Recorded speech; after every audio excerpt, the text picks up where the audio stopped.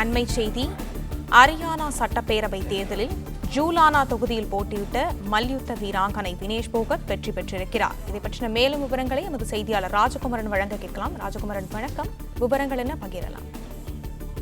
ஹரியானா சட்டசபை தேர்தல் முடிவுகள் வெளியாக தொடங்கியிருக்கின்றன. தொடர்ச்சியாக காங்கிரஸ் இந்த ஒரு சில தொகுதிகளில் முன்னிலை பெற்று வந்த சூழ்நிலையில் வெற்றி நிலவரமும் பதிவாக தொடங்கியிருக்கின்றது.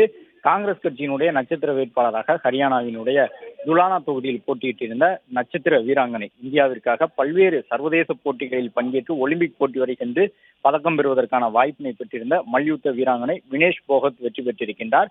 ஹரியானாவின் ஜுலானா தொகுதியில் போட்டியிட்டிருந்த அவர் பாஜக வேட்பாளரை விட 5900க்கும் கூடுதலான வாக்குகள் வித்தியாசத்தில் வெற்றியை பெற்றிருக்கின்றார். அண்மையில் தான் அவர்கள் இந்திய காங்கிரஸ் கட்சியில் தன்னை இணைத்துக் கொண்டார். அதற்கு முன்பாக எந்த அரசியல் நிலைப்பாடும் இல்லாமல் இருந்தார். ஒலிம்பிக் போட்டியில் பங்கேற்று அவர் பதக்கம் பெறுவதற்கான வாய்ப்புகள் உருவானது. அதன் பிறகு ஏற்பட்ட ஒரு சில குழப்பங்கள் காரணமாக அவருக்கு அந்த பதக்கங்கள் வழங்கப்படவில்லை.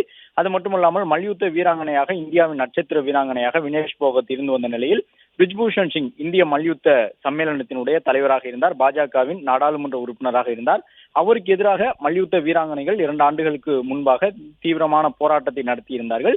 அதில் ஒரு முக்கியமான வீராங்கனையாகவும் வினேஷ் போகத் இருந்து வந்தார். இந்த நிலையில்தான் அவர் தன்னுடைய முதல் தேர்தலில் காங்கிரஸ் கட்சியில் தன்னை இணைத்துக் கொண்டு இந்த முறை போட்டியிட்டிருந்தார். இந்த சூழலில் பாஜக வேட்பாளரை விட 5900க்கும் கூடுதலான வாக்குகள் வித்தியாசத்தில் எளிதான ஒரு வெற்றியை வினேஷ் போகத் பதிவு செய்திருக்கின்றார்.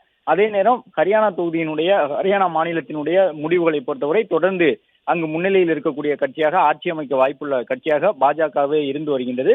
ஒரு சில தொகுதிகளில் தற்பொழுது வாக்குகள் எண்ணி முடிக்கப்பட்டு முடிவுகள் அறிவிக்கப்பட்டு வருகின்றன.